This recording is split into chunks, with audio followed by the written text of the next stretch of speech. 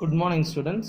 Today we are going to see prose 3 in celebration of being alive. Dr. Christian Bernard. In celebration of being alive. நம்ம வாழறதே நம்ம celebration பண்ணணும் அப்படின்னு தான் author இதில் சொல்ல வராரு. There are several physically challenged people who have lived successful and meaningful lives.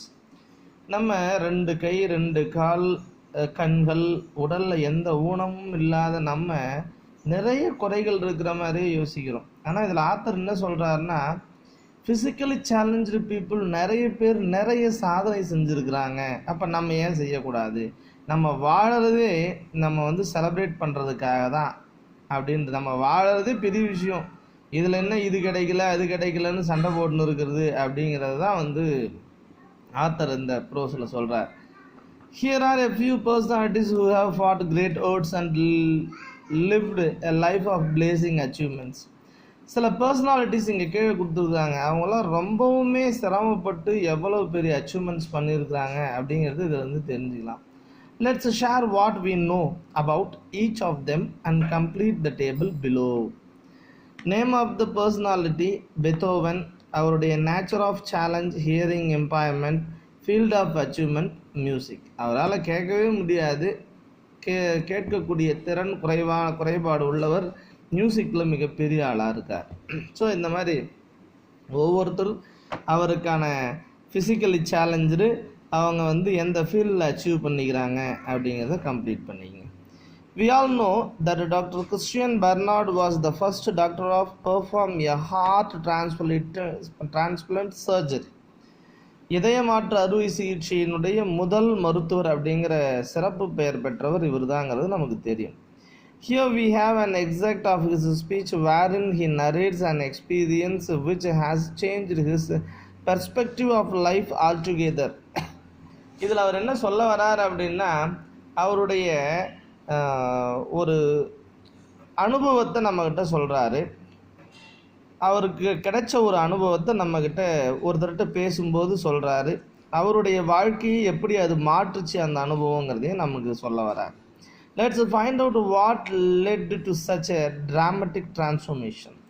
எவ்வளவு பெரிய மாற்றத்தை அது ஏற்படுச்சு அப்படிங்கிறத நாடகம் மாதிரி நம்ம இதில் பார்க்கலாம்.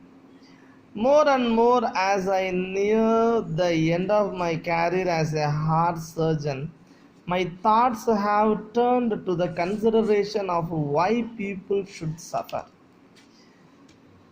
என்னுடைய மருத்துவத்தை சார்ந்த நிலையில் நான் ஒரு இருதய அறுவை சிகிச்சை நிபுணர் அப்படிங்கிற என்னுடைய தொழில் மூலம் நான் கிட்டத்தட்ட கடைசி நிலைக்கு வந்துட்டேன்.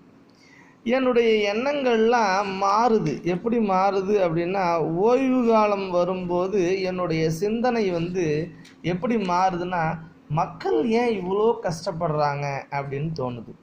Suffering seems so cruelly prevalent in the world today. பொதுவாகவே மக்கள் ரொம்பவும் கஷ்டப்படுறாங்க. ஏன் மக்கள் இப்படி கஷ்டப்படுறாங்க? மக்கள் ஏன் பொதுவாக இவ்வளோ கஷ்டப்படுறாங்க இன்றைக்கி அப்படின்னு நான் யோசிக்கிறேன். என்னுடைய சிந்தனை அதன் மீது திரும்புது. Do you know that of the 125 million children born this year, 125 million children இந்த ஆண்டு பிறந்திருக்கிறாங்க. 12 million are unlikely to reach the age of 1 and another 6 million will die before the age of 5. And of the rest, many will end up as mental or physical cripples. Cripples அப்படின்னா துன்பப்படுதல். கிட்டத்தட்ட 125 million குழந்தைகள் பிறகுது ஒரு வருஷத்துக்கு. அதில் 12 million குழந்தைகள் ஒரு வயதை கடக்கிறதே கிடையாது, கடக்க முடியல, அதுங்களால் இறந்து போகுது. 6 மில்லியன் குழந்தைகள் 5 வயதையே கடக்கலை, அதுக்கு முன்னே இறந்துடுது.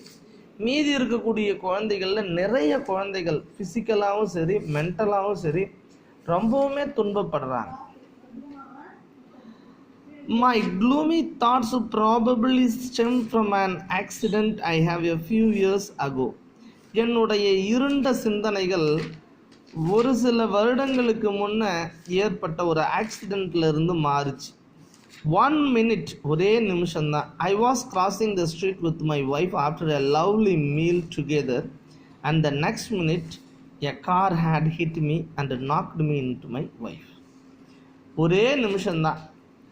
கொஞ்சம் வருடங்களுக்கு முன்னே நானும் என்னுடைய மனைவியும் நல்ல சாப்பாடு சாப்பிட்டுட்டு ஒரே நிமிஷம்தான் ரோடை கிராஸ் பண்ணுறோம். அடுத்த நிமிஷம் ஒரு கார் என்னை மோதி நான் என்னுடைய மனைவி மீது மோதி கீழே விழுந்துட்டோம். She was thrown into the other lane. மற்றொரு நடைபாதையில் தூக்கி எறியப்பட்டால் என்னுடைய மனைவி. And struck by a car coming from the opposite direction. எதிர்ப்புறத்திலிருந்து வந்த கார் என்னுடைய மனைவியை மோதிருச்சு.